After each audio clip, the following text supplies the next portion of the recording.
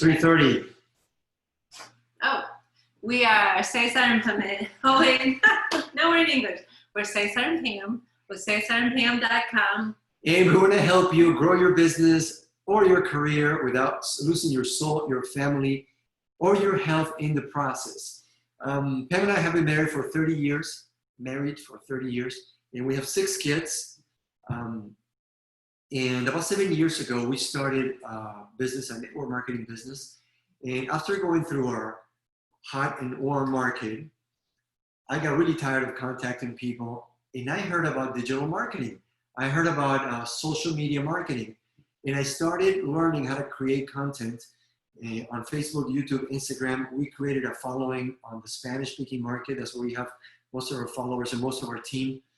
And it was a huge blessing. We built a team of over 1,000 members in about 20 different countries.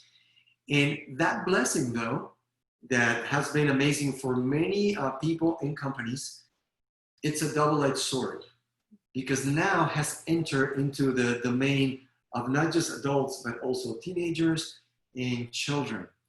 And it's a phenomenon that's been growing so fast that there's very little legislation about it and very little awareness about it. So we want to help you with some practical tips as we analyze what to do with social media if you have kids. So what is the problem today? Have you noticed that your kids have been distracted by social media, obsessed by social media, even addicted? Have you noticed that maybe they've been depressed, anxious, lonely, in spite of having connections with so many different people all over the world? They feel lonely. And how about divided? Have you felt a divide between yourself, especially in your teenagers or your kids, in different subjects that you may not agree on? Well, I want you to consider this. Maybe they're being told a completely different story from what you are being told on the same issues. We have been watching, we watched the documentary on Netflix that we recommend you watch called The Social Dilemma, and it's amazing. And there's a quote from that documentary that says, "Nothing vast enters the life of mortals without a curse." Nothing vast like internet marketing, like social media, enters the life of mortals without a curse. Sophocles said that.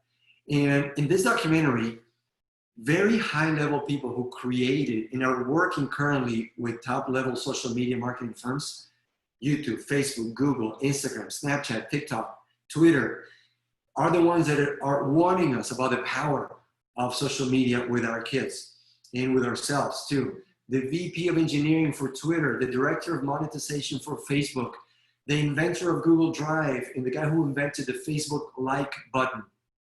They tell us that if you go to Google and you type up climate change is, the result of the suggestions to you is going to vary depending on where you live and depending of your interests.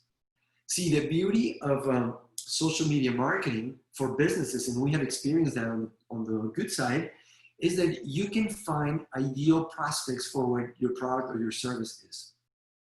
But it's a double-edged sword, because the people that created the artificial intelligence machines that learn who you are have created a machine that is just exponentially gotten better and better every day. I don't know if you remember watching the movie Terminator or any movie where they talked about the machines taking over, robots taking over the world, right?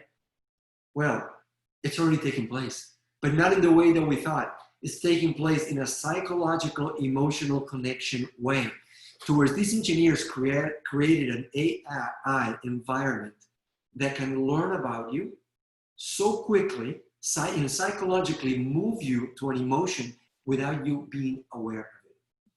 And that is the danger of it. We are being watched, the documentary says, tracked, optimized, and monetized. The teams of engineers and AI trained machines can use your psychology against you. Steve Jobs said that when he invented the phone, remember him standing on stage and saying, "Today we're going to reinvent the phone, where you could have now the power of a computer in your hand and the power of the internet." he talked about it being a wonderful tool, and it's true. It's an amazing tool, but it's a different type of tool. If you go to your garage, to your toolbox, and there's a hammer there. Yesterday we were trimming the trees in the backyard, and my saw is sitting there, right? Has no ulterior motive. It's not calling optimized. to you. No, it's not telling me. Use me. Yeah. No. I'm in control. Social media has a life of its own. They learn your interests, what you like, what you don't like, and their goal is to keep you there. So Facebook owns Instagram, Google owns YouTube, and they're constantly competing for your attention. And tell me about that, honey. You were talking about in the documentary that it's the first time in history where we are the farm, we are the product. Yeah, I mean, you said that in that quote, you know, that they want to monetize us. And I think what really gets me is that it's not just monetizing us as adults, but it's monetizing our children. You know, it's controlling them, how they see themselves, what they think about themselves. In this documentary, The Social Dilemma, I mean, when you watch an 11-year-old girl and how she perceives herself because of how she's perceived by others on Facebook, girls that want to look, they want to know how they can look in real life like they do with the filters. You know, there's just, it's not real. I think it's just, you just imagine what it's doing in the minds of our kids because they're just constantly comparing themselves. I mean, that's not even the product side of it as far as advertisers being able to come in, but it is because